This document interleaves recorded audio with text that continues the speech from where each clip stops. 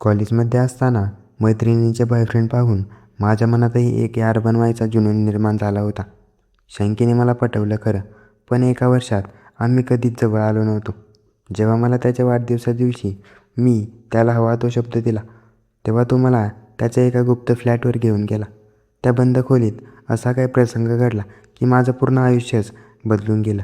काय घडलं होतं त्या रात्री जाणून घेण्यासाठी कथा शेवटपर्यंत नक्की ऐका. नमस्कार मित्रांनो, माझं नाव आहे कोमल. मी दिसायला अत्यंत सुंदर, आकर्षक आणि नखरेल मुलगी आहे. माझं रूप आणि माझी अदा पाहूनच अनेक मुलं माझ्यावर फिदा असायची.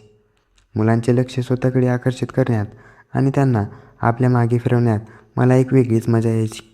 पण ही गोष्ट आहे माझ्या कॉलेजच्या पहिल्या वर्षाची. तेव्हा मी थोडी कमसीन आणि निरागस मुलगी होते. त्यावेळी माझ्या सर्व मित्रमैत्रिणींचे बॉयफ्रेंड होते.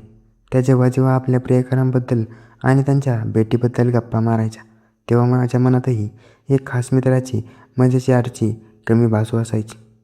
मीही आजूबाजूला पाहायला सुरुवात केली.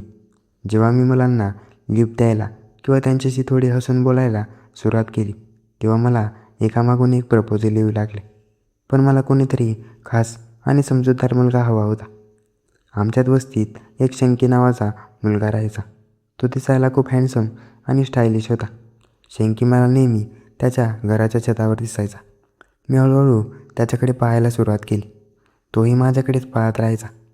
शंकी हा खूप हुशार आणि चालाक मुलगा होता.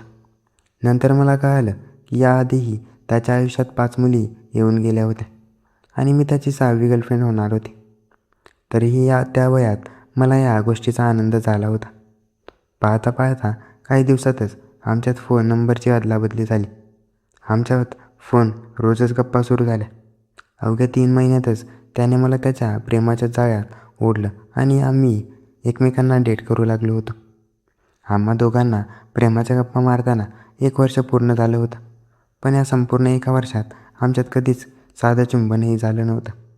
या दरम्यान त्याचा वाढदिवस आला. मी त्याला खूप छान गिफ्ट्स दिले, पण तरीही मी त्याला माझ्याजवळ येऊ दिलं नव्हतं. शंकीनेही कधी जबरदस्ती केली नाही आणि आमचं नातं तसंच सुरू राहिलं होतं. हळूहळू आम्ही फोनवर रात्रभर गप्पा मारायला लागलो होतो. रात्रीच्या वेळी आमच्यात खूप रोमॅन्टिक गोष्टी व्हायच्या. तो मला कधी रोमॅन्टिक व्हिडिओच्या क्लिप्स पाठवायचा आणि म्हणायचा, "बघ कोमल, एक दिवस तू आणि मी सुद्धा असंच सोबत असू." मी फोनवर त्या गप्पा हसून टाळायचे, पण त्याने पाठवलेल्या त्या व्हिडिओची क्लिप्स मी एकट्यात खूप आनंदाने पाहायचे. ही गोष्ट मी शंकीला किंवा माझ्या कोणत्याही मैत्रिणीला कधीच सांगितली नाही.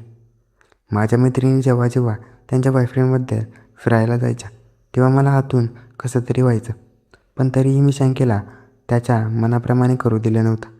आणि मग शंकीचा पुढचा वाढदिवस आला.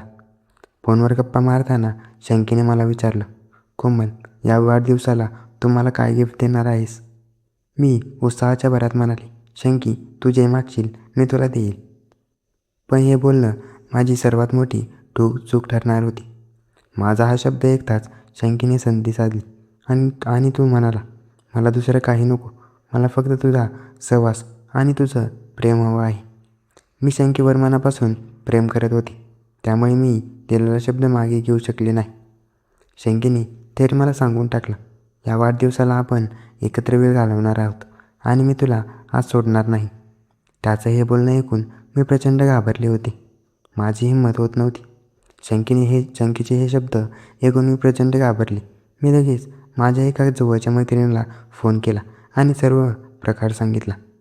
माझी मैत्रीण मला समजावत म्हणाली, "बघ कोमल, तू शंकीवर प्रेम करतेस आणि त्या नात्यात एक ना एक दिवस पुढे जावंच लागतं. शंकी तुझा बॉयफ्रेंड आहे. तो तुझ्यावर मनापासून प्रेम करतो. त्यामुळे घाबरू नकोस. हा अगदी योग्य प्रसंग आहे. आज त्याचा वाढदिवस आहे. त्याला खुश कर." मैत्रिणीच्या बोलण्यात मला दम वाटला. मी माझा मनातील नकाराचा विचार बाजूला सारला आणि शंकीला फोन केला. शंकीने मला सांगितलं, "कोमल, शहराबाहेर माझा एक दुसरा सिक्रेट फ्लॅट आहे. आपण आज तिथेच जाऊया आणि कोणालाही त्रास नसताना दोघीच निवांत वेळ घालवूया." मी घरी फोन करून खोटं सांगितलं की आज मैत्रिणीच्या वाढदिवसाची नाईट पार्टी आहे, त्यामुळे मी तिच्याकडेच थांबणार आहे.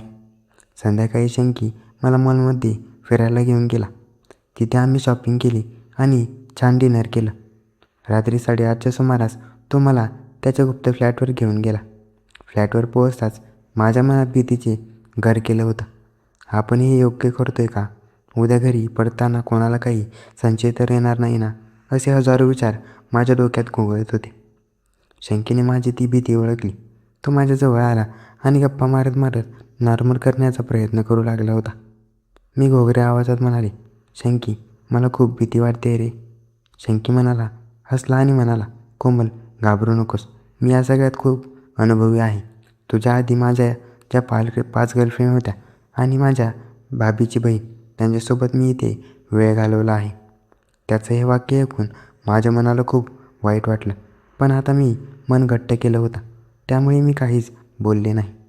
मी फ्रेश होण्यासाठी वॉशरूममध्ये गेले. काही वेळाने मी बाहेर आले तेव्हा शंकी बेडवर आडवा झाला होता. खोलीत नाईट लॅम्पचा मंद प्रकाश पसरला होता. त्याने मला जवळ बोलून बेडवर बसवलं. मी माझ्या आयुष्यातील या पहिल्या रोमॅन्सला अत्यंत अविस्मरणीय आणि सुंदर बनवू इच्छित होते. मनात भीती असूनही मी माझ्या या पहिल्या अनुभवासाठी पूर्णपणे तयार होते. मी एखाद्या चित्रपटातील नायिकेप्रमाणे उठले आणि शंकीच्या पायावर जाऊन बसले. माझ्या चेहऱ्यावर आलेले केस त्याने हलवारपणे हाताने बाजूला केले. मीही त्याच्या कानाजवळ हात नेऊन त्याला घट्ट पकडलं आणि त्याच्या ओठावर माझे ओठ टेकवले. शंकीला माझ्या त्या पहिल्या चुंबनाची प्रचंड मज्जा येत होती. तो वेड्यासारखा माझ्या ओठांचा घोट घेऊ लागला होता. मी त्याला पूर्णपणे साथ देऊ लागली होती. काहीच वेळात शंकीने आपला हात माझ्या पाठीवर ठेवला आणि मला एकदम घट्ट मिठीत ओढून घेतलं. शंकीच्या त्या घट्ट मिठीत मला एक वेगळीच भीती आणि प्रेमाची प्रचंड ऊब जाणवत होती. त्याने मला हलवारपणे बेडवर पाडलं. नाईट लॅम्पच्या प्रकाशात लालसर आमचे श्वास एकमेकात मिसळत होते.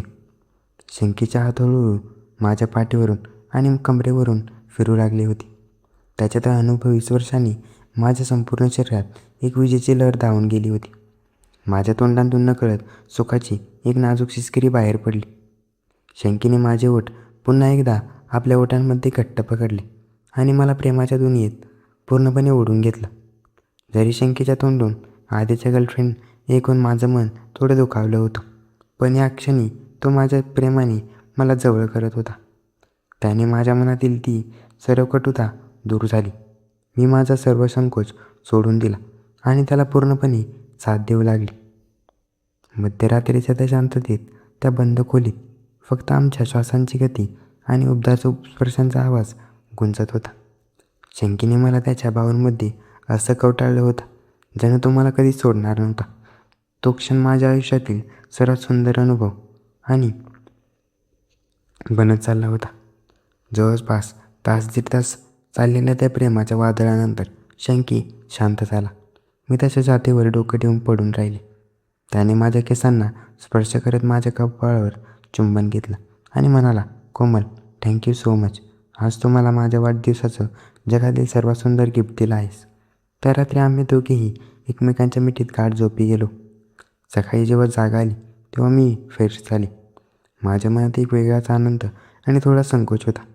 शंकीने मला हॉटेलमध्ये छान नाश्ता करवला आणि सुरक्षितपणे घरून येऊन सोडलं. त्या रात्री माझ्या आयुष्यातला आणि आमच्या नात्याला एक वेगळंच वळण दिलं होतं.